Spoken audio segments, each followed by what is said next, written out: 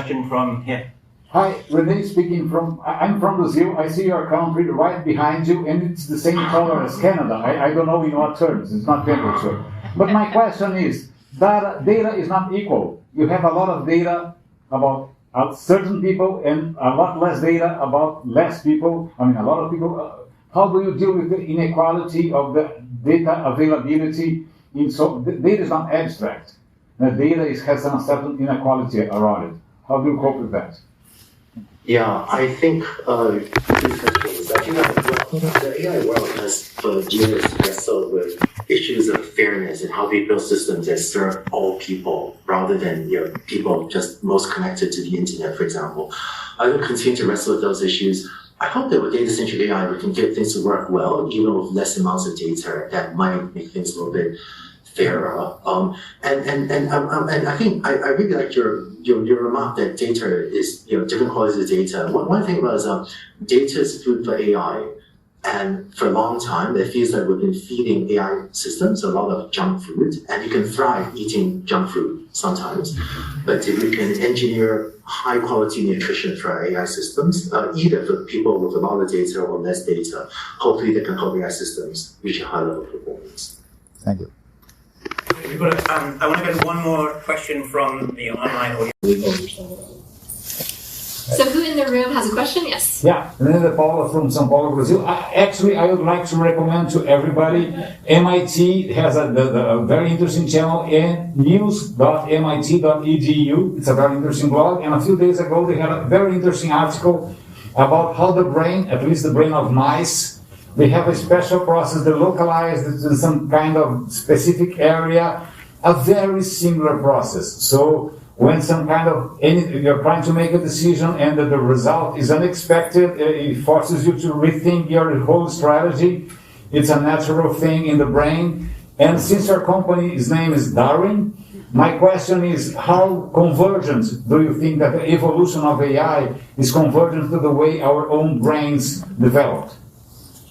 What a fantastic question. If I can answer it in 2 minutes.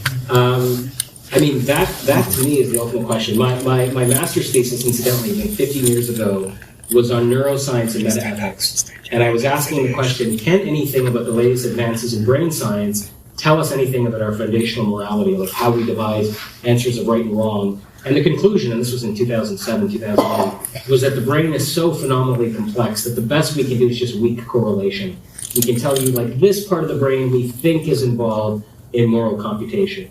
Now, will it converge? I think that's your question. Will we have a convergence between the complexity of neural networks and the complexity of the brain? I mean, that's the ultimate question. And I often say, like, I don't know if we're going to get the answer in my lifetime, but given the progress, I think we might get it in my son's lifetime. That would be a fascinating project to retire. Yes, another question from the audience. Who have we got? Yes. Hi, Javier Viana from MIT. I wonder... Thank you so much, Rene from São Paulo, Brazil. There's a common theme on this last presentations. It's about invisibility. Yes. There are so many ways to be invisible. If you have the wrong badge, you are invisible, like Harry Potter. If you are too old, if you have the wrong kind of skin. I was called a cockroach in many countries that I have visited. So many ways to be invisible.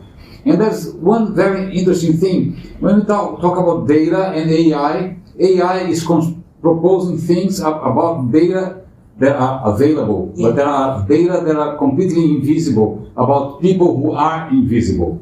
So what kind of solutions are we building if you are based on data about always the same people? How do we bring visibility to everybody? So thank you so much. No, I love that question. Can I jump right in on this one? Go for it.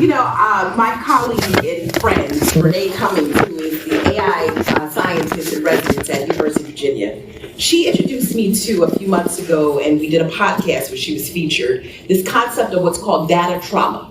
And I want to sort of walk you through this because it blew me away when I began to think about the implications of those two Renee's questions.